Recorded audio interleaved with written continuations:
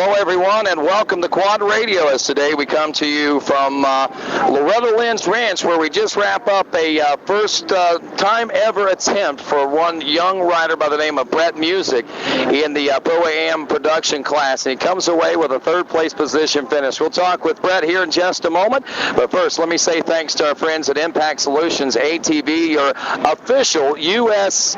connection for the Elko suspension. Be sure and check them out.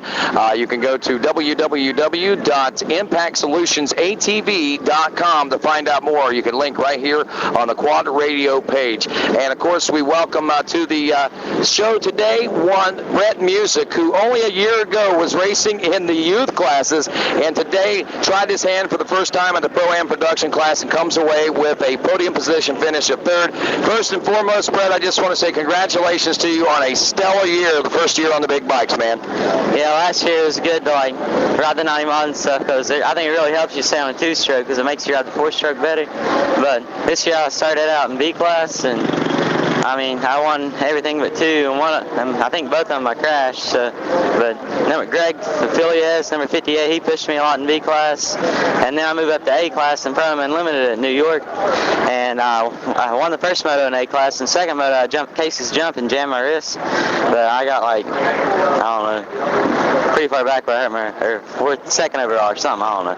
But in Pro-Am, I think up there I ran second all the way until 100 yards from the finish line, and my CDI box came loose and the engine stopped. So I mean, it was a good weekend there, I guess. Yeah, no doubt. It sounds like it's been a spectacular year for you, even with those little mishaps that you had like that. I mean, this year has been better than you could have ever imagined. I asked you on the podium there a little bit, did you see yourself being in this position? And the answer to that question was obviously no, right? Nah, today I figured in prime production I get top 6, top 7, and I ended up getting third overall, so that was good.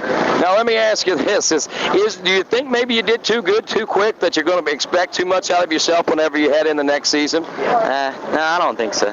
You don't? That's good, man, if you can keep it all into perspective. And joining us now with us as well is Brett's dad, and this is CD, as a lot of people know him by, and also Clyde, I guess, if you're real close and personal with him. But CD, man, I tell you, you guys, you are a racer yourself, and you have been bringing Brett to the races. I know for the last 5 or 6 years that I know for sure that I've been coming on a consistent basis, and now it seems like you two are basically the only father-son racers still left out there. You still race occasionally, Brett still races occasionally, and I mean, this has got to be a dream come true for you. I mean, you started out just to give your kid something to do and something to do with your kid, and for it to come to this, it's got to be exceptional for you. Oh yeah, it's very special, and like with this, it's a positive thing for him, and and all the positive things when you're teenagers is very important to teenagers, and it's just a good thing, and it's a good sport, and we love doing it. Now, I asked him the question a year ago, whenever you wrapped up things there in the 90 mod class, were you expecting to come out here and do this well? He said no. What about you, Dad? I know you have those dreams, you have those wants, but were you expecting things to go this well?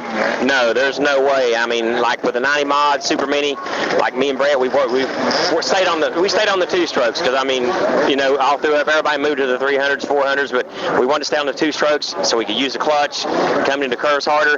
Because four strokes, what I see with why I rode four strokes too, compared to two strokes, is you coast a lot, and that's not what I wanted from him. So yeah, we just stuck there, and we never imagined to do this well this year. Wow. So a move that you would hope would benefit him truly must have benefited more than you ever realized it could. Now, sitting back looking at it, are you thinking, wow, I'm a genius? No.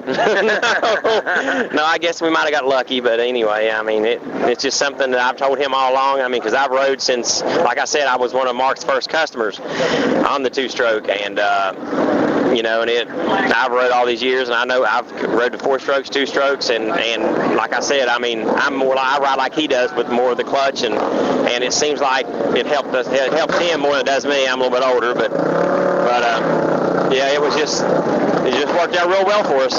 Amazing stuff. Now, Brett, I got to ask you, what's it like to be able to get to come to the races with your dad like this? I don't know if it's real special to you right now or not, but it can. Someday I know it will be, but are you realizing how special things are right now for you?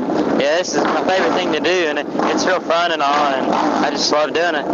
And whenever you got this started, whenever Dad first said, "Hey son, let's go to the ATV races," let me ask you, did you ever expect that you would see not only going to the races more than once, but going to the races every other week? No, I didn't think so, but I mean, I think my first year we ran 4 of them, and I did real good. I was on a Cobra and everything. No, you were on an LEM. Well, yeah, my first race was on an LEM. It is a little junkier, and I rode it good, but it just couldn't hold up very well.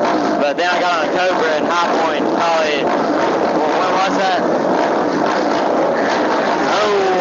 06, I think. Yeah, and I won the first moto, and the second moto, I crashed it all, and I don't know, I just real fast and we stuck with it. Switch over to you now, CD. Let's talk about this. I mean, what really initially, how did you guys get into ATV racing? I know that you said that you were one of Mark Baldwin's first customers, which means you've been in this since basically the mid-90s or the early 90s anyway. Oh, yeah. I mean, like with me, there was a little local track that we had at our place, and I got an ATV and went up there and raced, and I was hooked. And, you know, and all these years I've stayed with it and stuck with it, you know, and just go out and have fun with it, because, I mean, I know I was too old when I started back to become a pro or anything, but it's something I like to do. And but yeah, it was just something that I really like to do. But Brett originally started out on motorcycles because, you know, when he could ride a bicycle when he was 2.5. He raced when he was 4 on a motorcycle, and when he was about 8, I think he decided he wanted to race 4-wheelers, and he came out and raced a little LEM right down here and at Virginia, and down here he broke the frame on it, and we didn't have the motor everybody else had, but I saw that he could ride. And after that, you know, we made a big step next year and bought us some good equipment, and from there we just took off. Wow, that's pretty amazing. So starting out on a 2-wheeler and making the switch to 4 wheels, that doesn't happen very often, man. I mean, what was the big draw to the 4 wheels for you? I guess for my dad racing, and then it's just easier to go to one place instead of 2. There you go. I guess it would be. And like I said, and you guys, I guess, would have a little bit more in common then, huh? Yeah, it's a lot funner too. I mean, I could do a lot more on a 4-wheeler than I could on a motorcycle. And we're the only two that run, and we're pretty much the only two that ever run the twist throttle too. So everybody makes a comment about the twist throttle. So like father, like son on that one, huh? Yeah. That's pretty neat. Now let me ask you something. The question here is that the money that you put forth in this racing ATV motocross CD is not a cheap sport. Would you consider this an investment?